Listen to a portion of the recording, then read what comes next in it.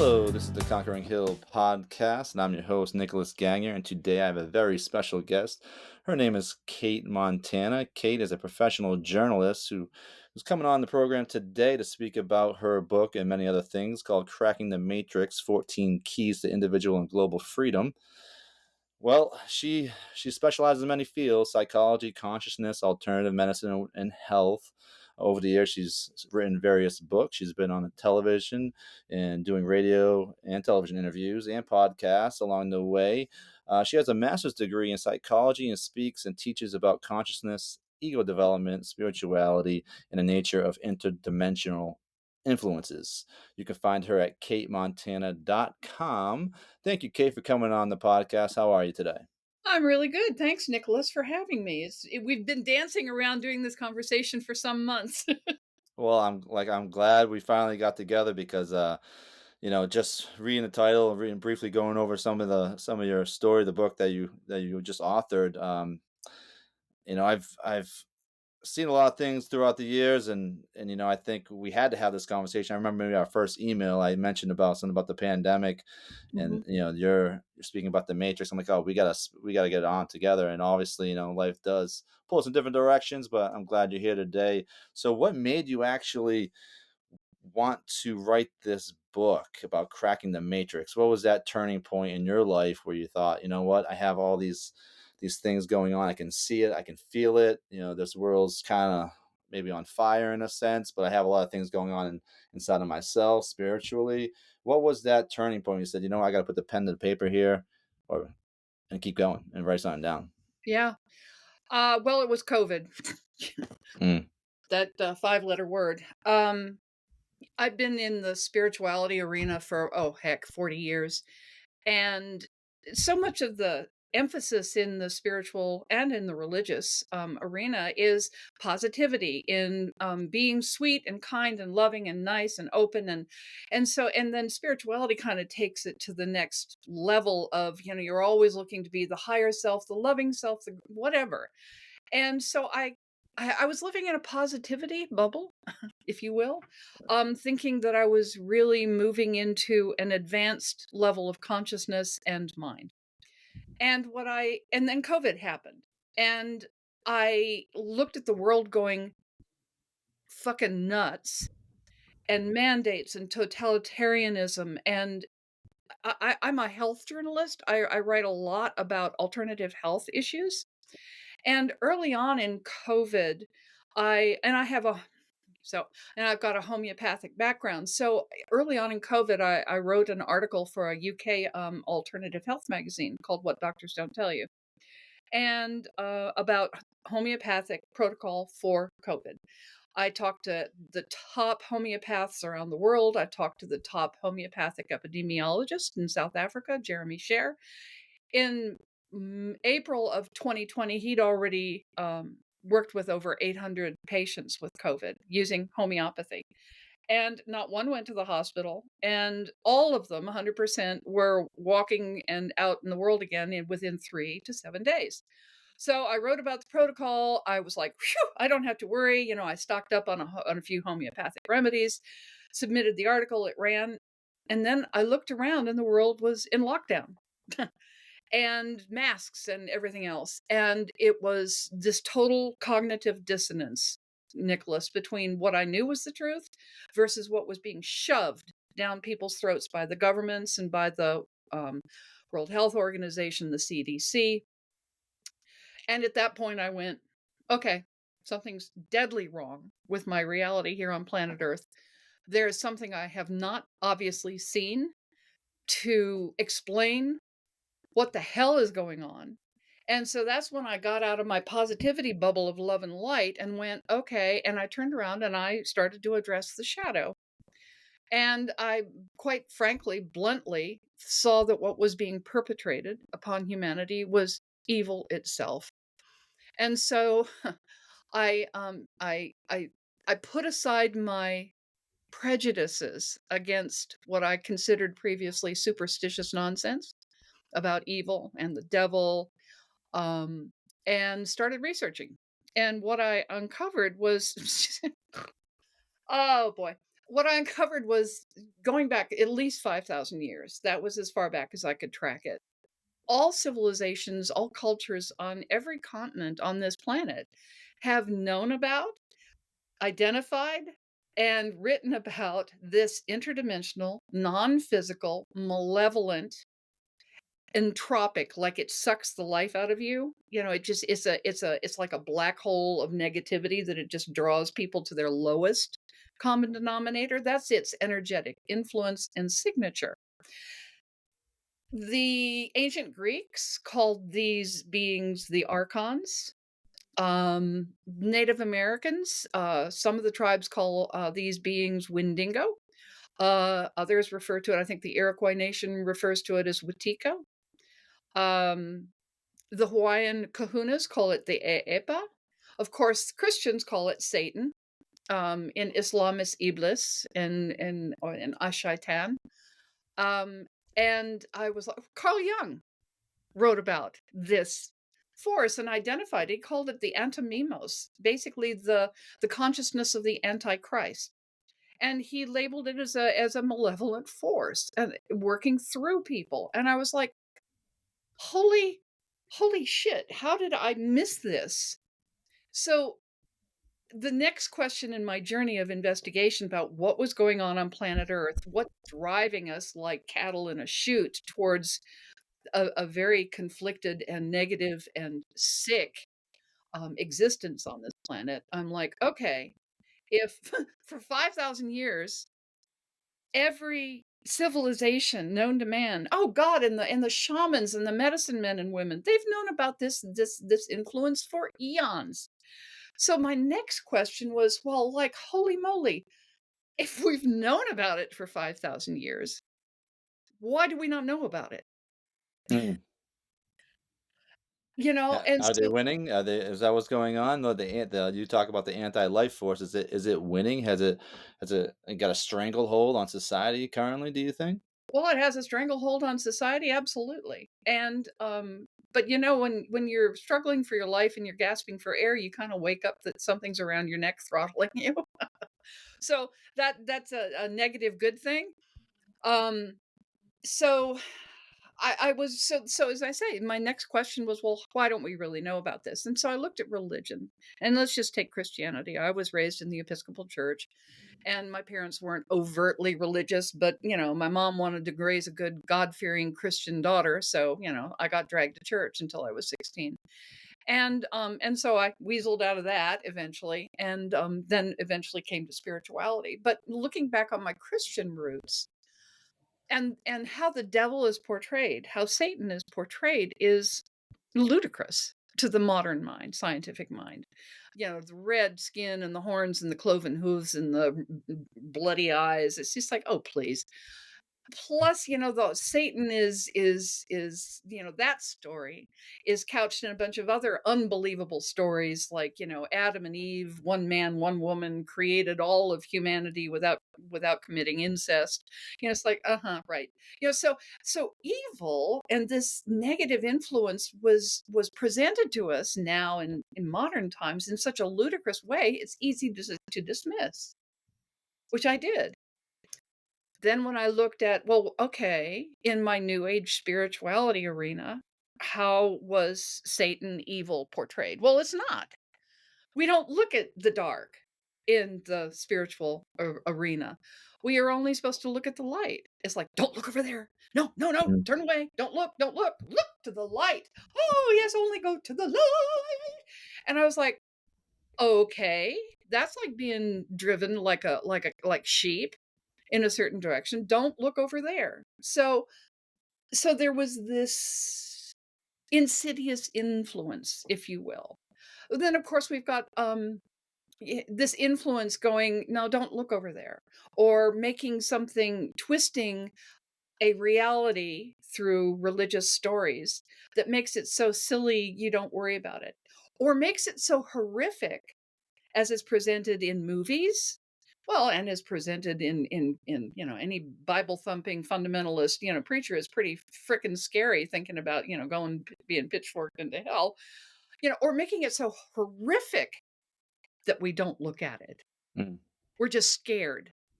Now, fear is one of the major emotional, energetic food for this force. This is an interdimensional, non physical intelligence, and it feeds on energy, especially life force energy from animate beings such as us. Especially yummy and potent is emotional energy. So if you can stir people up and make them consistently terrified, then you've got a pretty reliable food source. And then there's and then science. Now we've moved into the realm of rationality, the age of reason, and scientific methodology. And so the scientific mind looks at doesn't look at the unseen forces. Again, that drives it straight into superstition. So the modern educated mind, the modern educated human being is happy to go to the movies and be terrified by visions of, Linda Blair with her head turning around and spouting, green vomit and, being possessed. We're happy to do that, but then we just miss the whole thing as just unbelievable. So that answered my why don't we know about it question. So at that point, I was like, well, shit, I've got to write about this. Well, you had that lockdown, so you had so much time on your hands as well, and only 14 days to flatten the curve turned into. Hopefully, it doesn't turn into 14 years. I mean, I know you're in Maui right now. I know it's maybe a touch bit off subject, but what happened in Maui with those fires? I Oh, saw some crazy conspiracy theories, and you talk about the C word in your book a little bit. Were any laser beams being shot down? that's I don't know. That's my honest answer. Nobody really seems to know. Looking at the evidence, which is, the end result, which is a whole town turned to white ash, Mm. where, plastic doesn't burn and where cars are liquefied, um, and then next to a plastic barrel that isn't touched. It's like and then the trees were left alive next to in the midst of an inferno. The trees didn't burn. They still had the palms still had were withered, yes, but they weren't you'd think the palm tree would just And palm trees go. Palm yeah, trees go. exactly. And in one of the, upcountry fires that actually happened, like, 3 miles max from my house, was through these enormous eucalyptus groves. Now, eucalyptus trees are one of the most flammable objects on the planet. Mm. They didn't burn. The crisp, the blackened the bark, the leaves were still on the trees. Unbelievable. It was a ground fi and so what happened so I've listened to a number of, like, there's this God, what's his name? Shoot, I can't remember. He's a forensic arborist, and he's done considerable studies on fires for the last 30 years. Weird fires, like the Paradise Fire in Paradise, California. What was Hmm. that, 5 years ago? And it's these anomalous, just like what I've said, trees that don't burn next to houses that have been just turned to ash. And he's talking about how that the symptom of the trees, the leaves not burning, being crisped on the outside, is indicative of microwaves and laser creating underground fire Hmm. that kind of starts to cook the trees from within, but doesn't really kill them and doesn't do anything to the leaves. And I drive through a huge eucalyptus grove every other day on my way to Costco. And it's just like, oh, I look at the evidence of that every day. And Wow. it's like, wow. So, is there evidence, quote unquote evidence, that Lahaina was attacked and burned to the ground? Yes, there is. Hmm. And then the complete lack of, we're sending billions to Ukraine and Israel, and there are thousands of homeless people still in Lahaina, mostly the natives who have owned that land for being up before there was money.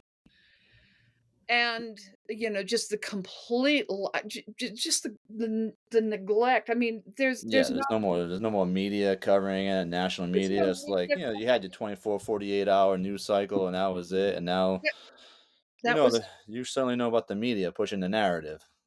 I do, and, and then there's I've looked and I haven't seen anything definitive about, "Yes, we're gonna make a 15-minute city out of Maui," but it's pretty it seems kinda likely, and the way rezoning is going in Lahaina is going obviously toward commercial interests, towards the Mm, money, of course. of Of course. course. So, So plus so would you consider that an anti-life force right there? I Would would you I mean, things have got excuse me, but I look at things like you mentioned COVID before. You mentioned, maybe 9/11 or all these giant events where you question, is there a God? Is there not a God? Why would someone do this? How could someone like Hitler, for example? I mean, I COVID's fresh in everyone's minds, right? yeah. So like why why would someone do this? Why would they try to inject everyone with this vaccination?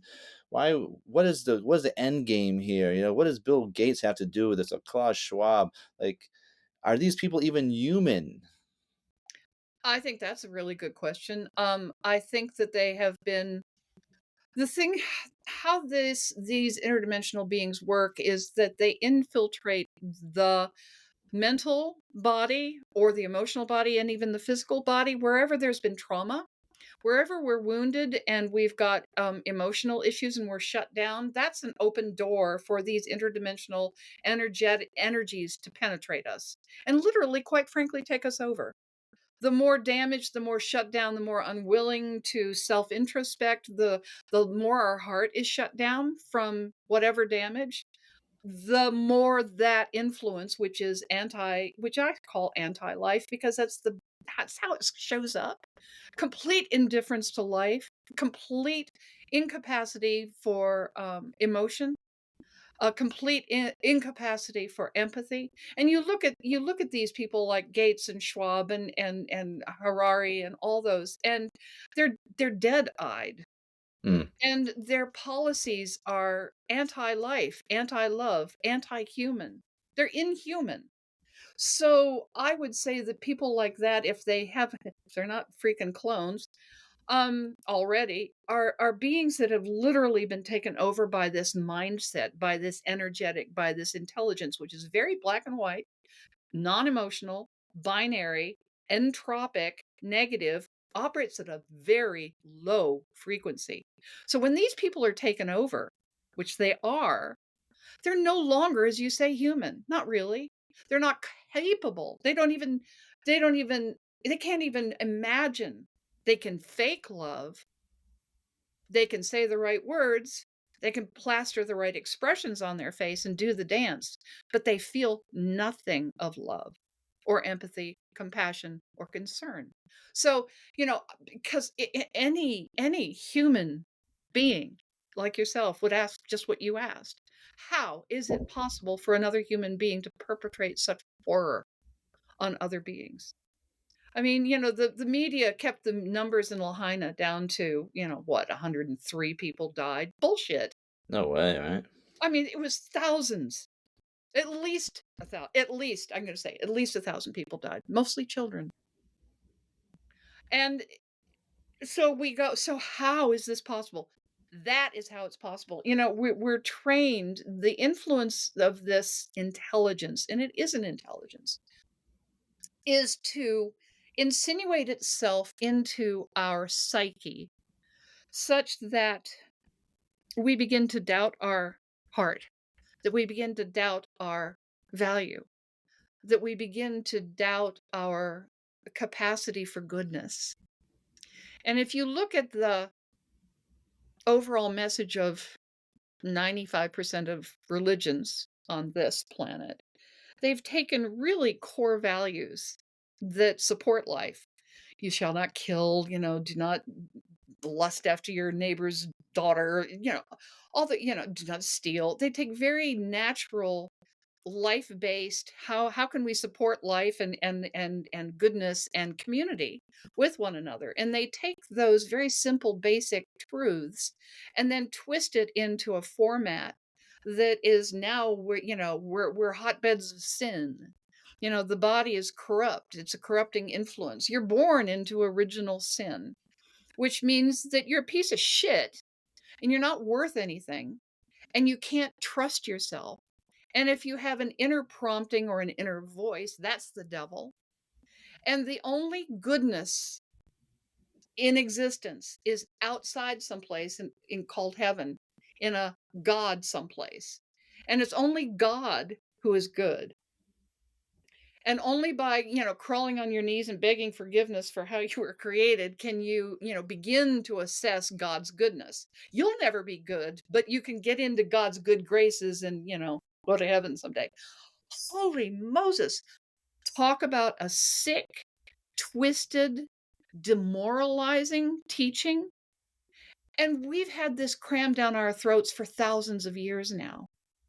So epigenetically, emotional patterns and negativity, guilt, shame, is passed down. These are, you don't even need the new teaching. We don't even need to go to church now. It's in our genetics. This self-abased self-hatred, our loathing for ourselves because we've been convinced that we're so bad and horrific and evil ourselves. That is the lie that has been perpetrated upon us. You see, the good news Yeah, how in do we all, break through that? How do we break through that yeah, let's get to that some mind good news fuck here. there? The good news is that, come on, these beings are non-physical. They don't have the power to pick up a pen. They've got to do their dirty work through us. How do they do that? They do it by the mind fuck. They twist us into something we're not. We are these beautiful, divine, powerful spirit beings of love. We're infinitely powerful. We're these creators. Oh my God, we're divine, beautiful beings. We have the power. We're the creators. If you can take the creator and convince the creator that she and he is foul and corrupt and not worthy of life, then we set that in motion. We create our own hell. We create our own prison. And so then the whole motion of all of, whether it's religion, spirituality, one of the shocking insights for me, Nicholas, was when I realized that the overarching message of every system on the planet, religion, spirituality, socioeconomics, education, politics, the whole message from everything was, you're bad and wrong, you're not enough. It was the same message. In social terms, I'm not thin enough, I'm not pretty enough, I'm not rich enough, I'm not successful enough, I'm not whatever enough. Okay. Religion, you're not holy enough, you're not pure enough, you're not good enough. Spirituality, I'm not Christed enough, I'm not enlightened enough, I'm not nice enough, I'm not enough. So it keeps us on this endless hobby horse of trying to self-improve, coming from a baseline solid belief that we are, as I say, corrupt, sinful, less than the dirt under our feet. Yeah, And keeping a so high self-esteem is not easy, especially in this day and age when everything is negative, negative, negative.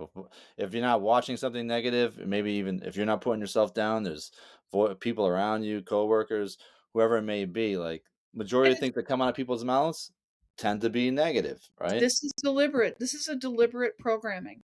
But the beautiful thing is once I enjoy spending 2 years researching evil and plowing into this? No. At certain points, it scared the crap out of me. And then when I got, but here's the crux. When I got, Nicholas, that I am not what these energetic beings are, that I have bought a program, then all of a sudden, when I woke up literally and went, oh my God, I'm not bad and wrong. I'm not inherently evil and sinful and corrupt. Oh my God.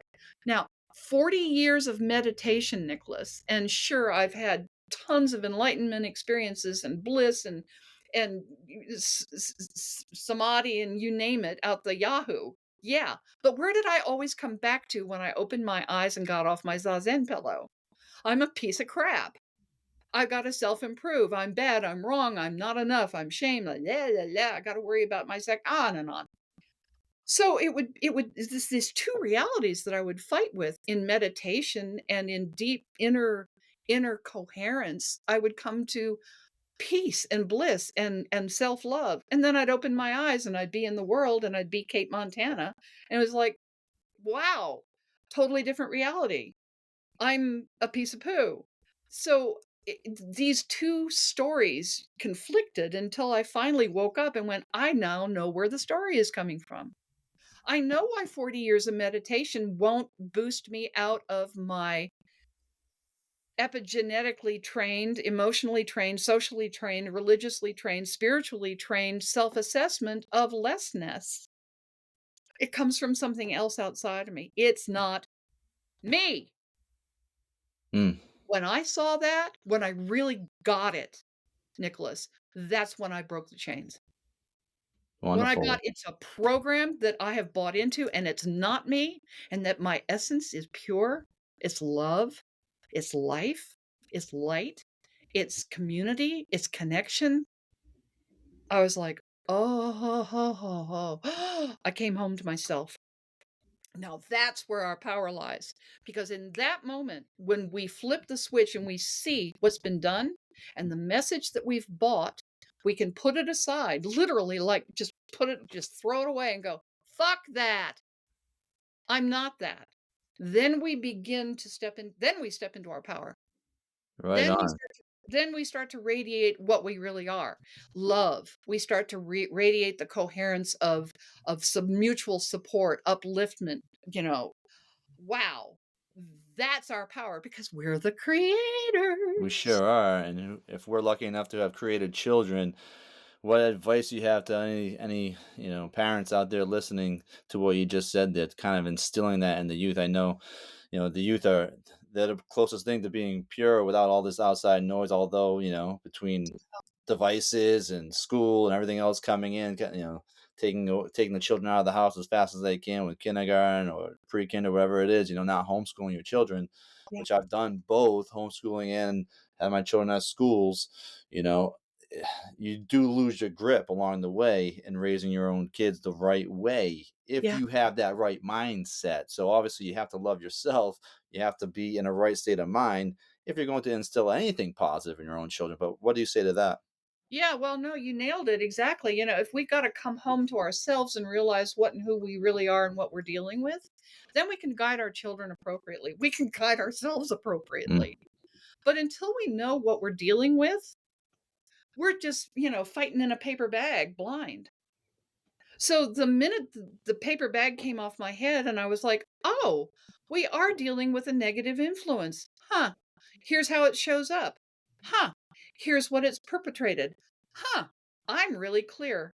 When I saw finally this, Nicholas, everything made sense. yeah, I bet Everything it made does. I bet it does. And then I was great, and then plus everything making sense, and I'm seated in my power knowing exactly what I am, a being of love that has bought a different story and has denigrated, downgraded, debased, degraded myself. Okay, I'm turning the tables. So, it's like you said earlier about, this battle, everybody is we're taught this again, we're taught another story about the battle of light and dark, good and evil, Satan and the angels.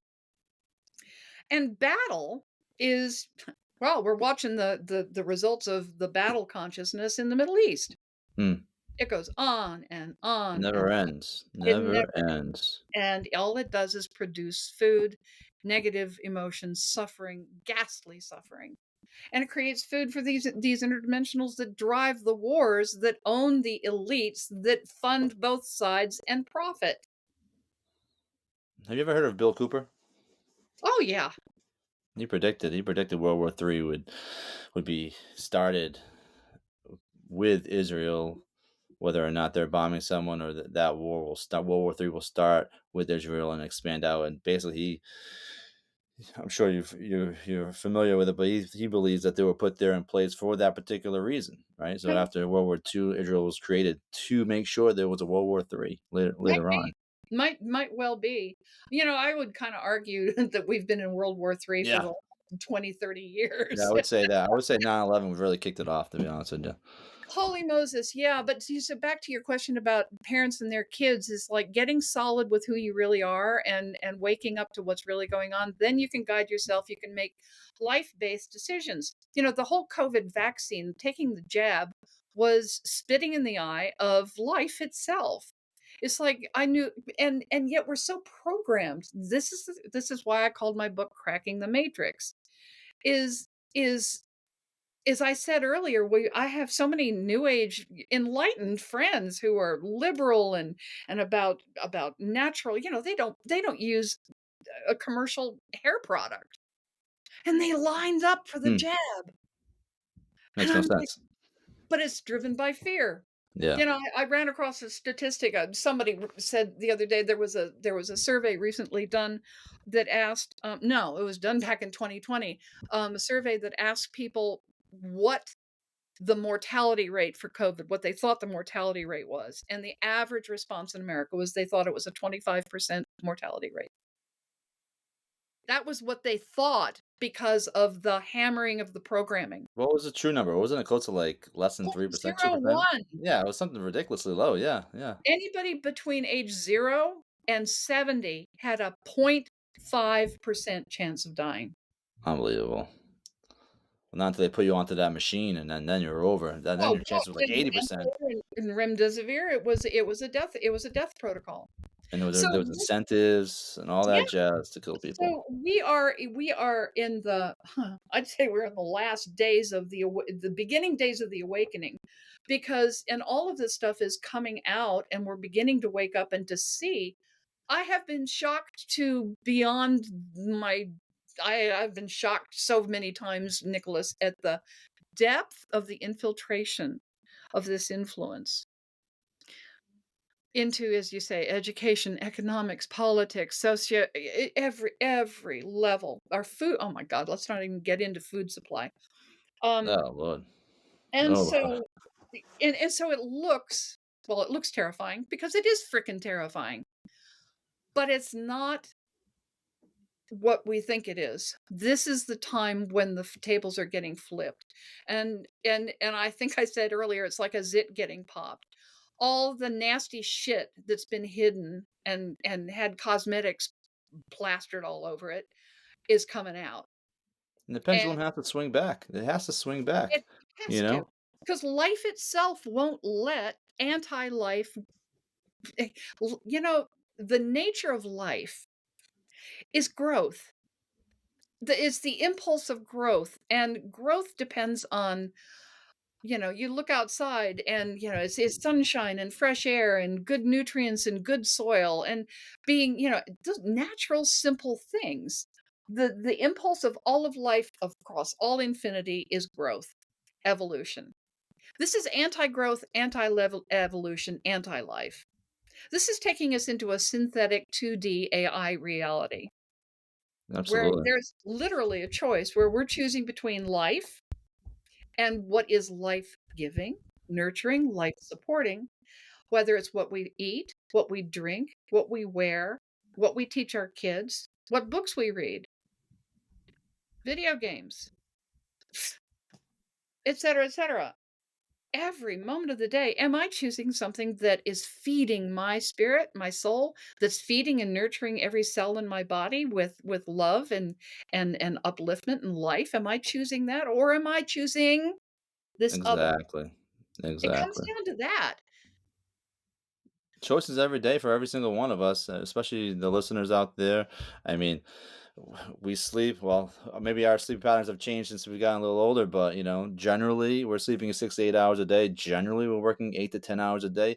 We have a third of the day every single day to do the right thing instead of wasting time. I speak about wasting countless days, or time just smoking cigarettes, drinking beer, using substances, not, improve. Like, I know you talked about self improvement earlier, but it's important to be growing, to improving, to try to get better. Not necessarily because you think you're not good enough for whatever reason, but you want to Yeah, get better only because if you're not getting better, either you're getting worse or you're staying average. And you weren't put on this earth. I know you certainly weren't. I wasn't put on this earth just to be here, just to waste and float on by. No, I yeah, want to leave some form of a legacy. I want my great grandchildren to look back like, you know what, that guy, he was pretty cool. I might not agree with everything he did or said, but at least he did it his way, and he didn't follow everyone else to the slaughterhouse. He stood up for what he thought was right. He had that righteous bone inside of him when others did not. And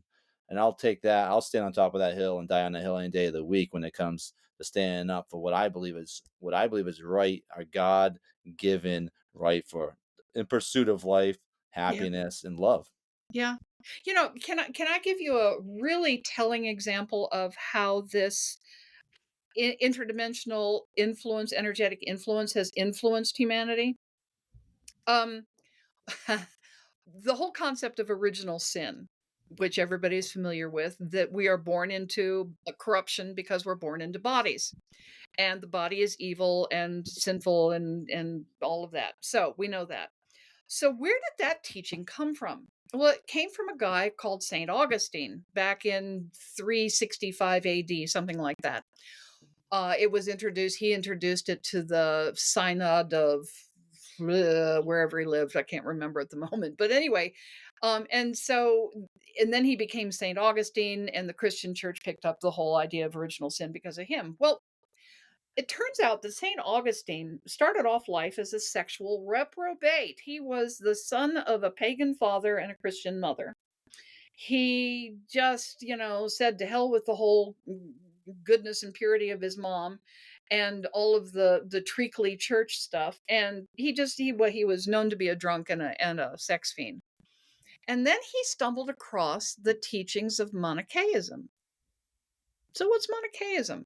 Manichaeism was started back in 230 AD by a guy by the name of Mani, the prophet of Babylon.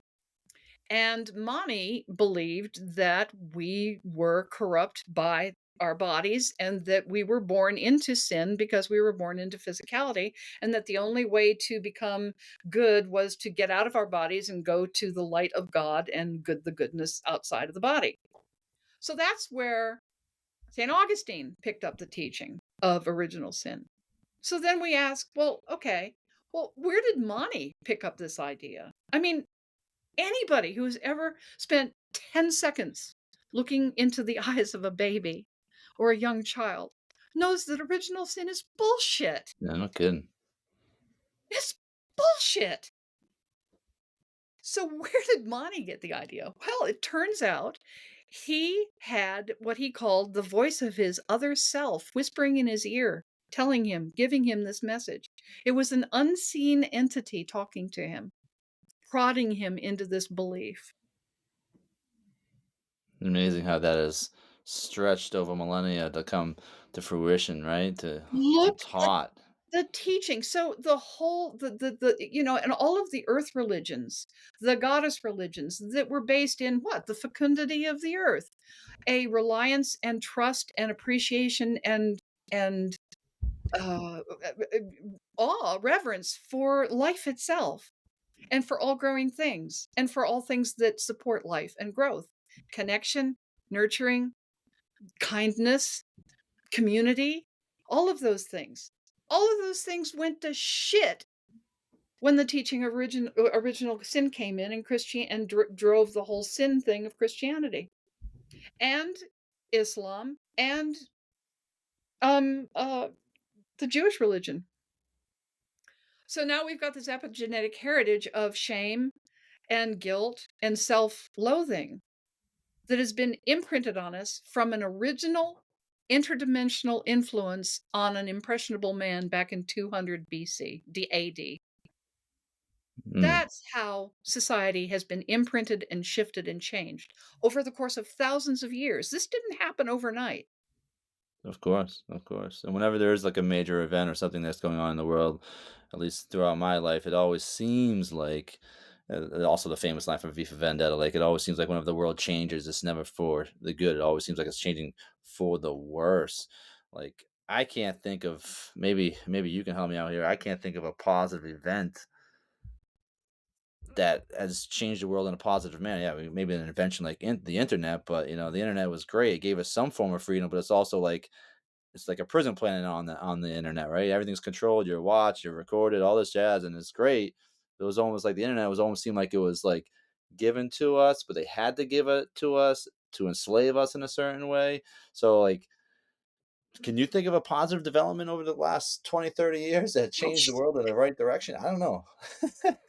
Okay, now I I'm on mean, the this isn't a world stage, right? But like in our own lives, right, in our own individual lives, we can have positive things that occur where we think, you know what, this is how life should be. I want these great, memorable experiences with my family, my loved ones, and like you can cherish those. You want to capture and put it in a bottle, even though it might not last forever. But that's why it's always important to stay in the present and be in the moment with at every single time as much as you can, because life is so damn fast, and it's important to hug the ones that you do love, because you don't know when you're going to be able to hug them the next time, because life is just way too short.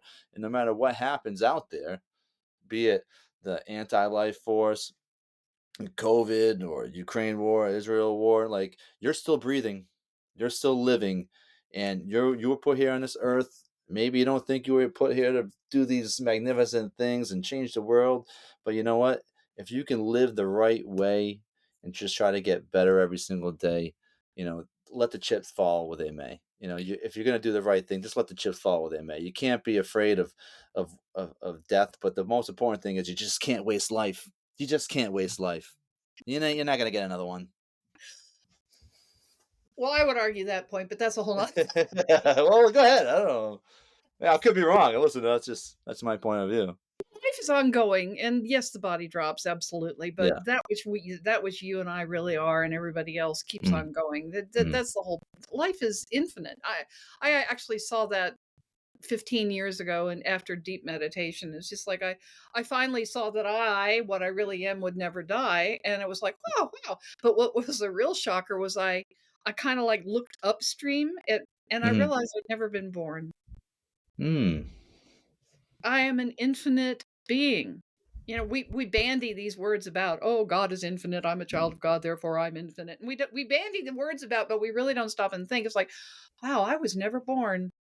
I'll never die." So anyway, I'll just keep rotating and come back as a different petunia, you know?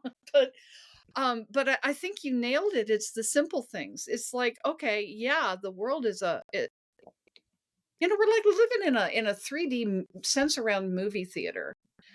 We're just being pulled. Yeah, The Matrix. Hello.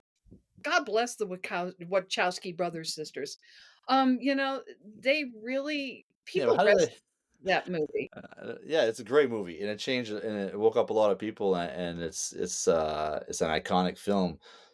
But I don't know, maybe how do you write? From my perspective, how do you make such a great film trying to break the matrix as men, and then all of a sudden decide you want to be a woman? I don't know. I just doesn't fit to me. I don't get it. Maybe it's me. I don't know.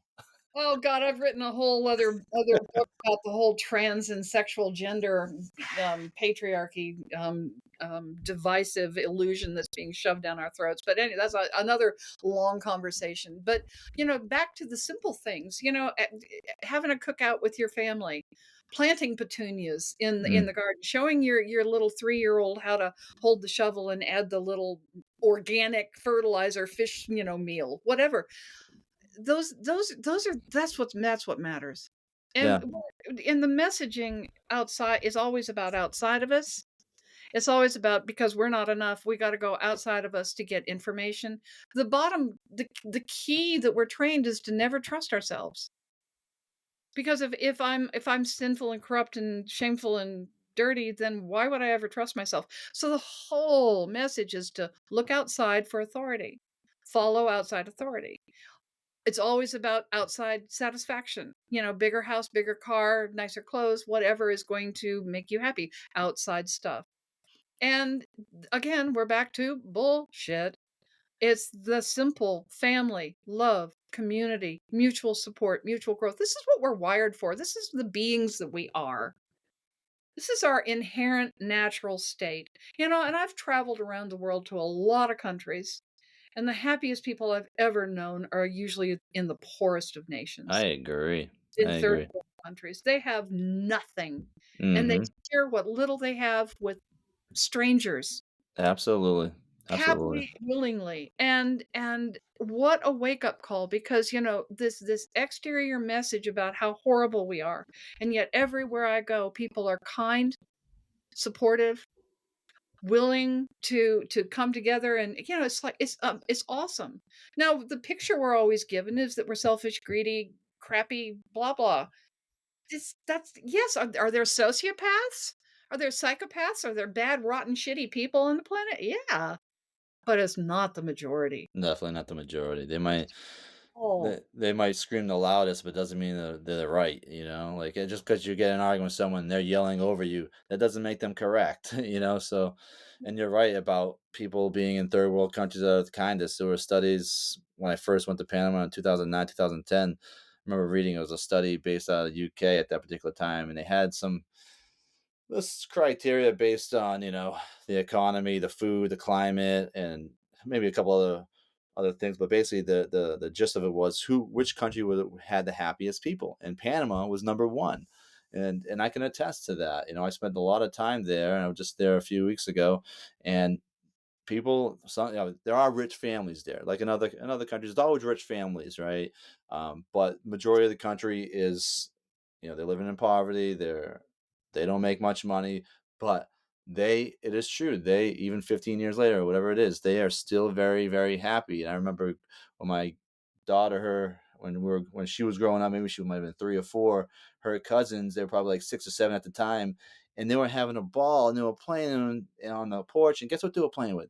They were playing with bottle caps, and they were having so much fun.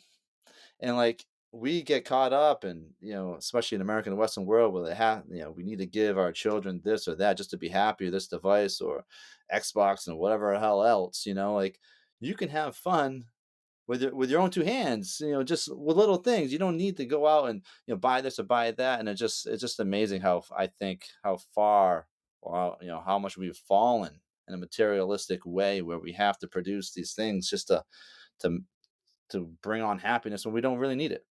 yeah.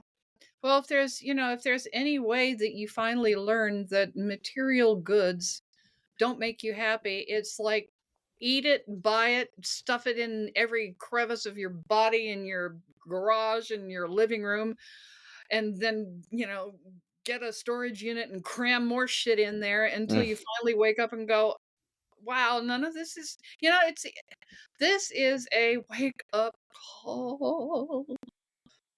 We're f you there know, is. we're finally getting it, and it's beautiful, and if there's any advice I would have to people, I do have advice for people, what can I say?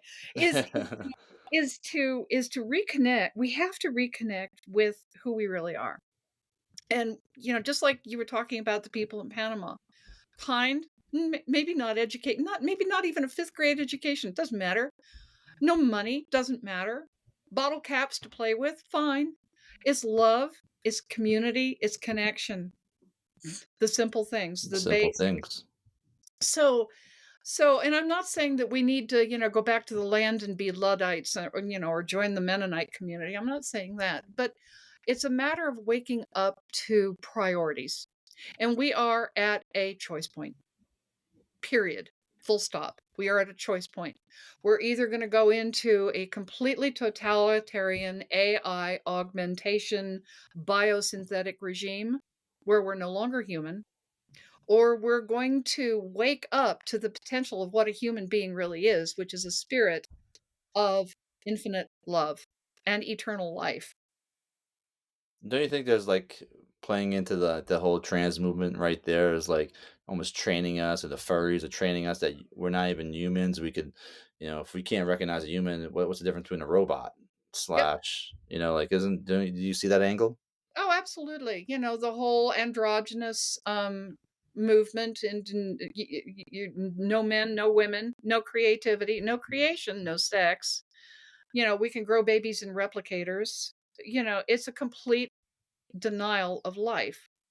And, in technology, look, I like buying the latest Mac. What can I say? I like my technological play toys, but I'm not owned by it. And that's one of the biggest things I can recommend to people is we got to get back into our bodies. Here is where the body is where the truth lies. Okay, we go back to original sin and all the training in spirituality and religion. We're not enough. The body bad. Outside of us, good. Authority, higher authority, good. Body bad. Okay, BS. I have learned that getting in touch with my emotions, getting in touch with my heart, learning to breathe into my belly, taking 15 minutes a day. If that's all you got, take 15 minutes a day, take your shoes off, leave your phone in the house, go sit on the ground, and just breathe. Feel your body.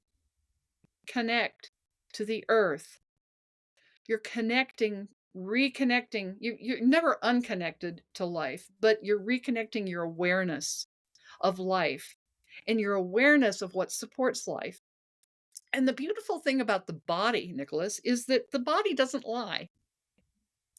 The body will always tell me the truth. If my back is hurting and la la la, well, I've been sitting in my chair and I need to stand up. If I feel this inner prompt to, I'm driving down a road and I go, I'm going to turn right and something says, my body's telling me, my gut's telling me that you don't want to go down that road. And so, okay, I don't go down that road. That's listening to the body. The body never lies. The body isn't even physical. The body is quantum energetic fields interpenetrating with the rest of the energy fields of the earth and gathering information. My body's energetic field of information read a mile down the road the information that there is a log with a nail in it across the road. And I'm going to run over it if I go down to that right side road. My body's energetic field of information read the further information. Everything is connected. This is what life is. Everything is connected. Everything is a web from the stars and the constellations on down to the cells in our body. And it's all about information and energy. So my body reads the information of the log with the nail down the road. I don't take that road and I turn left. That's that inner gut knowing. So the more we can get in touch with our bodies, the more we can touch with our heart. What does my heart say? What does my gut say? That is our absolute truth guide. That is Absolutely. that is our lodestone. That's our North Star. And so the more we can do that for ourselves and turn off the technology and get away from that and get onto the earth and take our kids out there and create boundaries. No violent video games. No. I'm sorry. No. I'm not even sorry. Just no. Hmm. This is not life affirming. Yes, you can play video games. Here's the video games that will help nurture and grow you. We got to start making these choices for ourselves, for life, for love, because that's creating the world we want to go into. And we are creators. You certainly are. We are creating this other world, Nicholas. There is going to be a bifurcation. There is going to be a split in the road where people go one way or the other. And we're at that point. Well, I think as bad as COVID was, there was an awakening What a because blessing. of it. So uh, it was an awful time. That year It's seemed like over. it It's a year horrible. seemed like it lasted forever. And now since then, every single year is like this, like this, right? But it was an awakening for especially the people that saw for what was happening, and then obviously the people that did take the jab or they went down and they follow the masses, and some people are still in denial. But there's also people that are saying, I wish I didn't do that. Why did I do that? So there is that element of those people as well. But in all actuality, I think the next time something like that does happen, I believe we're going to be better prepared for it, only because we saw it. We're not gonna You're not gonna fool us twice on this one here, and we're going to stand up for ourselves. We're going to stand up for ourselves. And I think there's a what happens is the pendulum does swing. And even before that, a lot of people say that really COVID came out because there was a populist movement going on globally, whether it be in Hong Kong, being in the United States, being in the UK and Italy. There was a movement going on. People wanted their rights. They wanted to take the power back from the powers that be, and they shut us down. So next time that happens, we're going to be prepared for it. And you're right, there is a fork in the road, but I think the people that have the right mindset, we're going to be leading the masses this time, Yeah. not the government. Yeah. Yeah. Absolutely. And, God bless people, independent podcasters and people who are getting the information out to people. True that. True that. Well, Kate, thank you so much for coming on the podcast today. Where can everyone find you? The best way for people is to go to my Substack, which is cmontana.substack.com. And yeah, my website, catemontana.com, and it's Kate with a C. Social media booted me off long ago. So, I've got a very small private Facebook, and I mean, what is it? I don't even know. Kate Montana /16 on Facebook. So I'm there. But that's about it for social media anymore. Right on, right on. Well, enjoy the island life. How long you been in Hawaii for? 5.5 years. Ah, what made you go out there? I was on a book tour with my last book, The E Word, Ego, Enlightenment, and Other Essentials. And I had a month where I had nothing scheduled and all my furniture was in storage. And I had and so I had a friend here on Maui who said, "Well, come hang out with me for a month." And I had never been interested in even visiting Hawaii. So when he said, "Come hang with me on Maui," I was like, "Oh, well, well, okay." I mean, that was kind of my attitude. And day 3, I was at a beach on the North Shore, just mindlessly sitting on the sand, thinking nothing. Literally, the spirit of Haleakala, the volcano that I live in a house upon at this moment, just looking out my window. Um, I felt the spirit reach out and pull me into the bedrock of the volcano and rock me and say, "You come home to Mama Maui, and let me take care of you." Wonderful. So I came. Wonderful. I sold everything I owned and packed 2 suitcases, shipped my car, and here I am. Good for you. Good for you. There's a lot of people out there that are afraid to make life changes like that, whether, they have because, fear, like you said, fear. And, Fear. there's the uncertainty. Some people don't really they can't stomach it, but sometimes making choices like that to get away from where they are, and they feel Yeah, more connected to different places, I salute you for that. Great job. thanks. I was So looking for a new place. I'd been in the Pacific Northwest on and off for, like, almost 30 years, and I was done with the mm, Pacific Northwest. Loved it, but done. And so, but I was quiet enough in that moment. I wasn't listening to the radio. I wasn't on my phone. I left the phone in the car. I leave my phone in the car a lot. My friends get really pissed with me because I'm often unreachable. "What do you mean that's a you didn't good have thing. your That's a phone good next thing. to you?" It's But a it's good like, thing. yeah, but, I was quiet. And I was only on that beach for about 20 minutes, and that message came in clear as a bell. So when we have these moments that we take with for ourselves, for life, for our children, these are the growth moments, and we get these ideas, and it's just like, follow those inklings. It may look really hard and impossible, but oh my God, there's so much joy and the gifts on the other side, the treasure on the other side of making those scary leaps is awesome. Worth it. So worth it. Well, Worth it. thank you so Oh, much, Kate. Hopefully we get to see you soon, maybe on your next publication. Hopefully, not after the next COVID, but prior to no. that. Are you working on anything now or? No, actually I'm not. I'm working on a book with a friend and starting another book and a podcast with another friend, and so those are just kind of like in the early batch cooking stages. So I'll let you know when something's going on and a new creations come forward. All right. Awesome, Kate. Thank you so much for joining me today. Thank you, Nicholas. Take care. You Aloha. too.